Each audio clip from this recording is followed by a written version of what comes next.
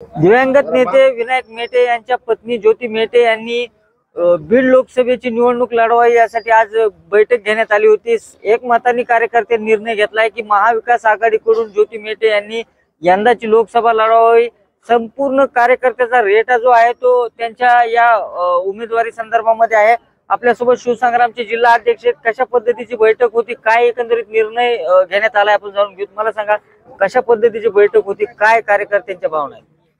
या मतदारसंघातील सर्वसामान्य जनतेने एक समाज माध्यमातून एक रेटा चालवला होता की ज्योतिताई मेटेंनी ही लोकसभेची निवडणूक लढवावी आणि या संदर्भामध्ये एक चर्चा करण्यासाठी आज आम्ही या ठिकाणी बैठक घेतली आणि जनतेची आणि शिवसंग्रामच्या सर्व कार्यकर्त्यांची एक इच्छा आहे आणि एक भावना व्यक्त केली की कसल्याही परिस्थितीमध्ये या लोकसभेची निवडणूक ज्योतिताई मेटे यांनी लढवायलाच पाहिजे।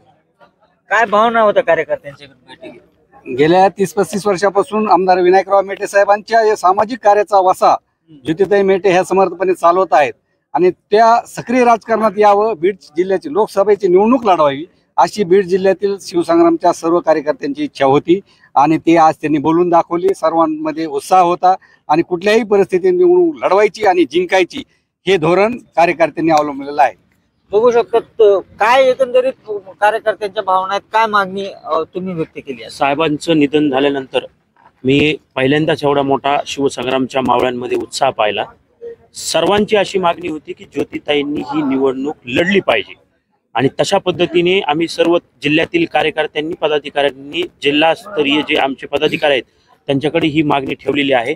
आता आमचे जे वरिष्ठ आहेत जिल्ह्याचे ते ही आमची मागणी ताईपर्यंत पोहोचतील आणि आम्हाला नक्की खात्री आहे की ताई या निवडणुकीला उभा राहतील आणि आम्ही विजयी होऊ एवढी आम्हाला खात्री। काय भावना आहेत तळागाळामध्ये, लोकांचं म्हणणं काय येत आहे? सर्वसामान्य जनतेमधून असा एक आवाज आहे की खरंच आता वेळ, साहेबांनी जे काही 30-40 वर्षात जे काही समाजासाठी काम केलेलं आहे की आता परतफेड करण्याची वेळ आलेली आहे। सर्वसामान्य जनतेच्या अशा भावना आहेत की सुशिक्षित आणि चांगल्या एक शासनावर प्रभुत्व असणाऱ्या ज्योतिताई मेटे आहेत, त्यांनी ही इलेक्शन लोकसभेचं लढवलंच पाहिजे असं सर्वसामान्य जनतेतून मत आहे।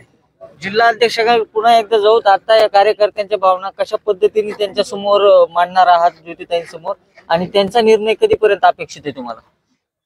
आता ही भावना आणि याच्या अगोदरही आम्ही त्यांच्याकडे पोहोचलेले आहेत आणि आज संपूर्ण जिल्ह्यामधून पदाधिकारी होते, अगदी परळी, केज, आंबेजोगाई, आष्टी, शिरूर, पाटोदा, अगदी सर्व म्हणजे शेवटच्या टोकापर्यंतचे आमचे जे कार्यकर्ते आहेत ते आज उपस्थित होते आणि त्या सर्वांची एक मुख्य मागणी होती की ताईंनी ही निवडणूक लढवावी आणि निश्चितपणे आम्हाला खात्री आहे की आम्ही ताईला हे कळवू आणि ताई या कार्यकर्त्याच्या आणि या मतदारसंघात। दिवंगत नेते विनायक मेटे यांनी देखील 2019 मध्ये बीड जिल्ह्यासाठी वेगळी भूमिका घेतली होती। बीड मध्ये शिवसंग्रामनी जे आहे ते महायुतीसोबत जी बीडची युती आहे ती तोडली होती आणि यंदा तर महाविकास आघाडीकडून ज्योतिताई मेटे यांनाच उमेदवारीची मागणी आता होऊ लागली। त्यामुळे येत्या काळामध्ये ज्योती मेटे हे कशा पद्धतीचा निर्णय या लोकसभे संदर्भामध्ये घेतात या निर्णयाकडे आता सगळ्यांची उत्सुकता लागलेली। काय निर्णय ते घेतात याकडे देखील महत्वाचं लक्ष असणार आहे, राज्याचं लक्ष असणार आहे। मात्र निर्णय कधी घेतील असा प्रश्न आहे। उद्धव मोरे, जय महाराष्ट्र, बीड।